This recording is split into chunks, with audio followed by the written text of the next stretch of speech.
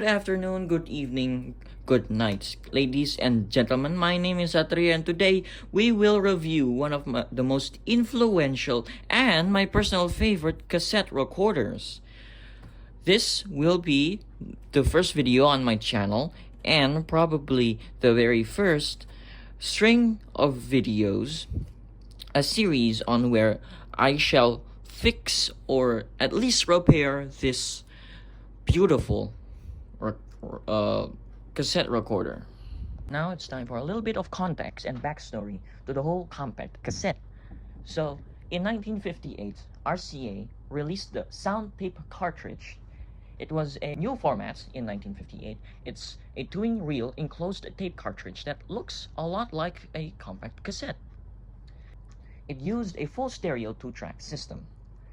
The tape was marketed at higher clients and, like, for example, hi-fi enthusiasts.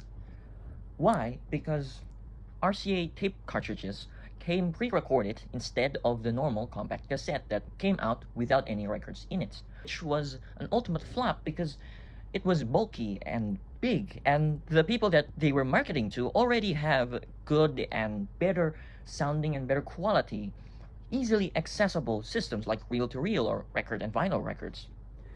Then, after the flop that is the sound tape cartridge by RCA in 1958, 3M released the Cantana or the Fidelipack cartridge. Same like the RCA cartridge system, they came out pre-recorded and they were a flop because the Cantana was not consumer friendly. They had huge machines and they don't have rewind. And it was intended to be used for commercial use, like elevators or malls. It's not good for portable listening. Philips also made a much more rudimentary version of the compact cassette. They were a lot larger and mechanically more complex than a compact cassette. They were called the Philips Magazine Tape Cartridge from 1958 to 1962. The design goal was it's going to be simpler than reel-to-reel, but still recordable and portable. It flopped because it was too complex and expensive to produce, and there was no standardization. It's only for Philips machines. So, in 1963, the compact cassette was developed in the early 1960s by Lou Ottens and his team at Philips in Hasselt, Belgium. Ottens envisioned a portable, user-friendly alternative that anyone could use at home. Anyone from high schoolers, from kindergarteners, or even the average Joe, or the average office worker, or even a journalist. By 1963, after refining the internal mechanics of the tape transport, Philips introduced the compact cassette at the Berlin Radio Show 1963. This new format was small, easy to load, and could both record and play. Crucially, Philips offered the design for free licensing, which allowed manufacturers worldwide to adopt the format, turning it into a global standard. The compact cassette quickly replaced other consumer audio tape formats, becoming a staple of music, dictation, and portable audio for decades. So in 1963, after the debut of the compact cassette system, in 1963, at the same event and radio show, Philips released the only and the very first compact cassette recorder and player. They released the 3300 was small, compact, and basically groundbreaking for any other company and manufacturer at the time. The following year, in 1964, they released the 3301, which was a much more refined and better quality than the very first 3300. I don't have a 3301. The 3301. Then in 1965, they released the EL3302, which I own. I own a 3302, but unfortunately, I can't show you in this video today because it is currently under repair. What is the difference between the 3302 and the 3301? The difference was almost nearly identical. Both machines look basically the same, with the only difference was that it was the 3301 was a lot more primitive in the early version, and the 3302 was more refined with smoother controls. But the electrical system and the internals were nearly identical. They were identical from 19 1963 all the way up to probably 1974 with the signature T-shaped controls. If you go and look, here is an example of a later model cassette player that came out in the early 1980s. Almost every cassette player from 1980s to early 1990s, they had players like this. This is what is known as a piano keyed button configuration. The early 60s ones, early 60s, end of the 70s, had this T-shaped control. So up is play, down is off. If you push it with right, that's rewind. Push it to front is fast forward. They have no locking mechanism whatsoever. This machine is a 3303, an evolution of the 3302. If you look at the pictures, the 3303 is a bit larger. They extended it to their left and they added more optionals. For example, a volume meter, which the 3302 already had, and a record meter, which the 3302 already has as well. But the 3302 did not have a tone control. And the only difference between the two is that it had a sliding door, which you cannot remove, and a larger speaker. This machine, this example of the 3302, came in today. I bought this a few weeks ago online for a very cheap price for this old and rare of a model. This example, I just got this. This came today and I haven't looked at the condition nor did anything with it. And this video will be an exploration and a review of the machine, and probably I'm gonna try to fix it, hopefully. And well, wish me luck. I got the machine, I took off the wrapping paper and immediately noticed that the door is not, it's loose, which is scary. And the other feature that scared me, that this was taped, that means this door is broken. That is warping, very bad. If you could look at, that's warped. And some of the screws are missing. That tells me that someone had been in here before me. So I don't know what kind of mess it's going to be or will be. And another concerning thing is that there are some cables right there, if you can see it in the camera, just peeking out of the plastic, which isn't a good sign. And another bad sign is that the buttons feel all gummed up on there. It's a bit hard to push around and sometimes you get stuck like that. The record button is no difference. If you press that guy, it gets stuck. And that is very scary. So without further ado, let's try and open it up. So here in the back, there's two sections here. This is where the battery should be, and this is where the microphone should be. So let's see the battery. That's a surprise. Oh geez, these are connecting pins for the microphone. Let me find a example of the microphone. Here is a microphone from my 3302. This is what it should look like. These are the connecting pins. These are the 3-pin DIN jack and a 5-pin DIN jack. The 5-pin is where the audio comes out from. It's a mono audio. And the 3-pin is for the controls, for the on and off switch. Let's pry open the very ominous second box. If I could get it open.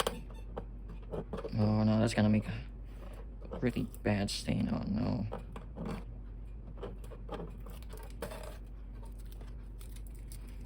No switch. There's the microphone. And it had seemed that someone batched together an aux jack, which is concerning, which is, well, bad. First of all, the aux is clearly mono with two left and rights, but there's no third one. There's no third ring. The third ring is for controls, for like on and off, like this one. This one, this switch, has an on and off switch just like this one, but because the end of it is these two rings, that means that the on and off switch does not work, which is very unfortunate. Digging a lot deeper, you can clearly see on the speaker right there, it was built in 1968. Here's the piece up from the door. Yeah, I gotta glue that piece. And if you could see the registration, there it is, EL3303, 1968, probably the third month of 1968. No, it's the second month of 1968, yeah. Let's just try and starting it up with some C-cell batteries. This thing takes about 6 C-cell batteries, which is a lot. If you don't know a lot, this is the batteries you find in flashlights. They're big and bulky. Oh no, another concerning thing. If you take a look, the contact switch is taped on. That's a yellowing piece of tape. Oh, it's a bit loose. Let's try it. Let's give it a try. Some of the piping take down, and it goes like this and like this. The second one goes like this and that. The third row, I could get it open. Oh, shoot. Third row goes like that. Right. Put the cover on. Let's hear if the motor is running or not. No sound. I don't hear anything. That's bad. That's really bad. Oh, jeez. Yep. This is gonna be a long day. If you hear that creaking, is my table. My table is a very creaky table. An old table. Not an old table, it's a low quality table. Right.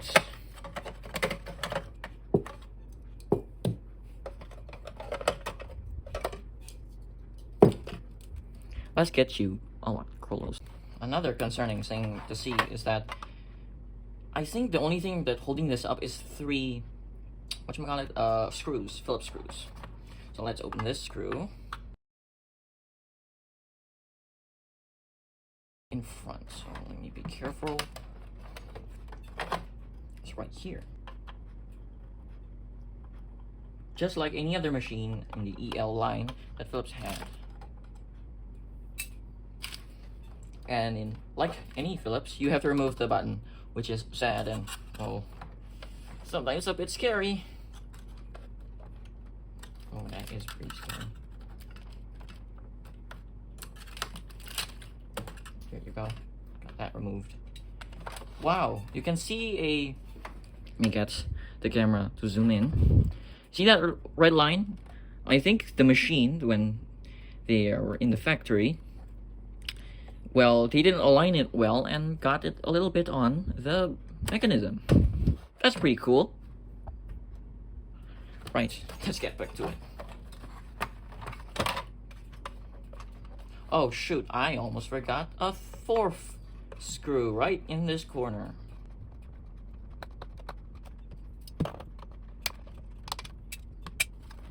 Oh, here it is. Oh, jeez. Take a look at that.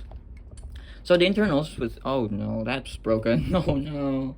So the internals of the machine is fundamentally the same with any other EL machine of that era.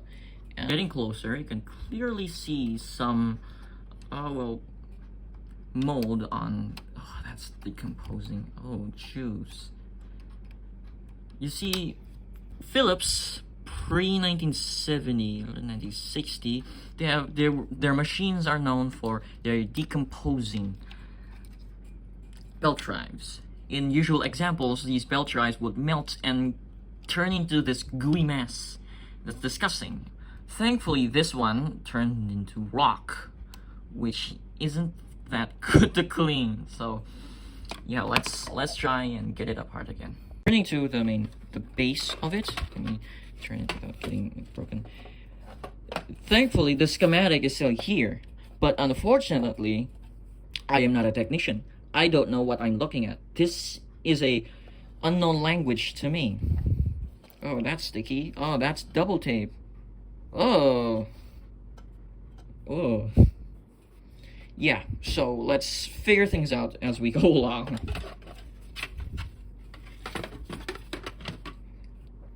These metal bits is what I assume to be the main locking door positions for the door. Oh no, I just see something very wrong with this. Do you see that? This is a molten piece of plastic. Molten everywhere. And this as well is a molten piece of plastic. This is one of the mounts for the frame, and that's shaky.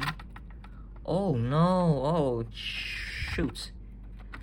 My assumption here is that the person before me that owned this machine probably tried to open it up without removing the screw that's in front of the cassette area, and removed the plastic by melting it off. This is gonna be a fun repair. Let's see the motor. That's usually the roots of the problem.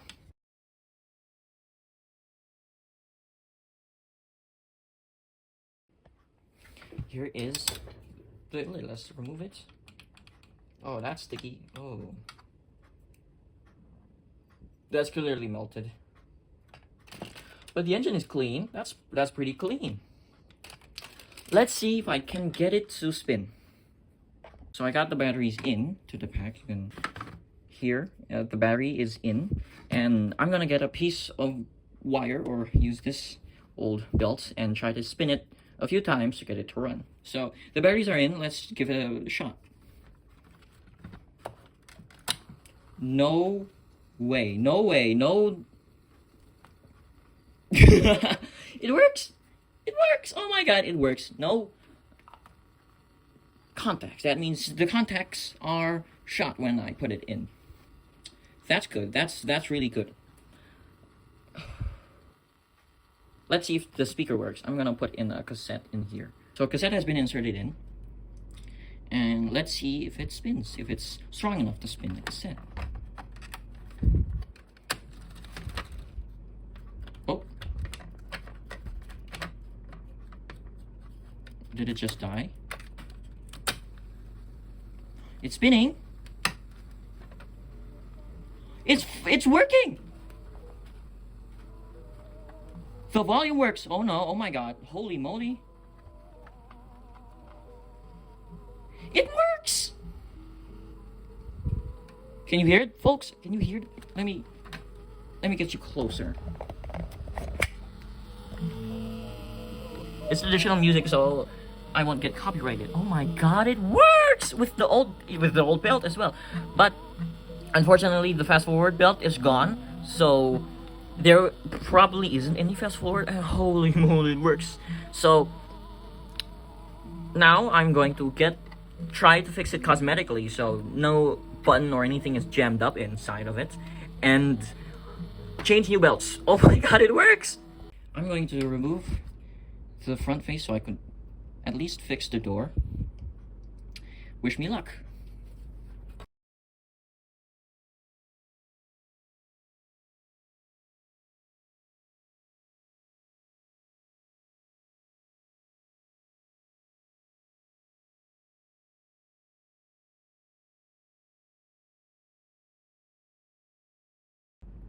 As you could see that the, what is it called? Tone? Is that tone and, not tone. Record meter and battery meter is connected right there with smaller screws and this metal bar. So I'm going to remove them and, oh wow, these screws are really small. I think I need to use a blade of sorts, yeah.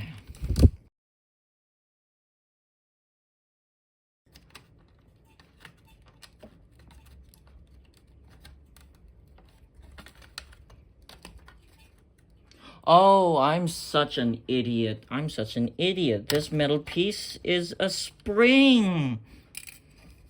And there you go. Test it one more time if it works with everything out.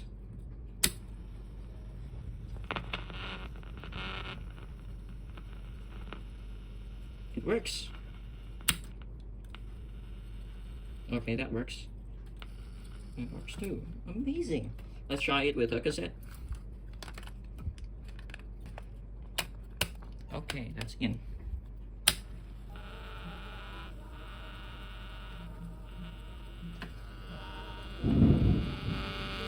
Oh.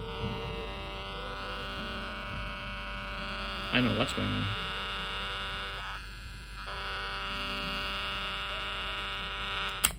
I think that's something is interfering with it. Let's just do that. Oh, that's a lot louder. The belts first. These are the belts.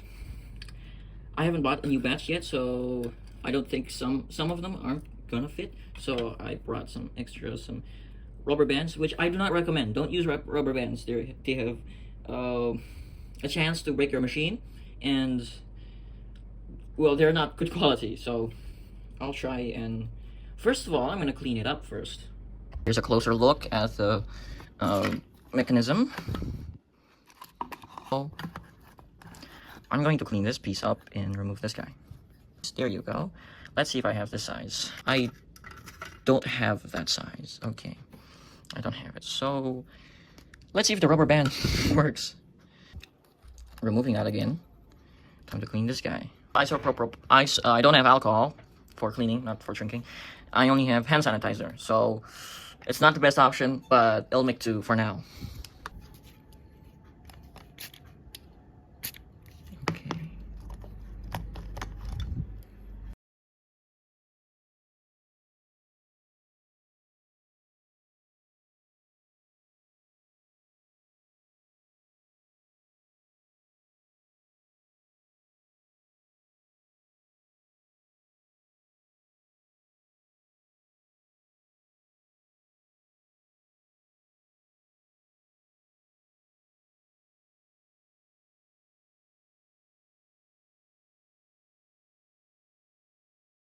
Smallest belt I could find, this one.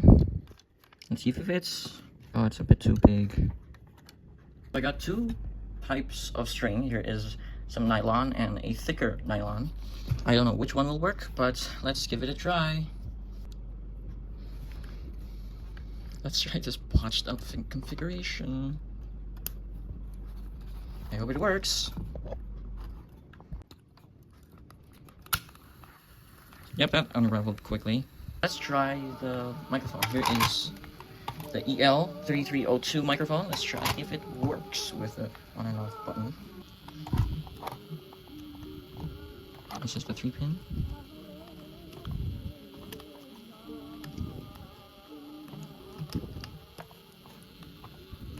Five-pin.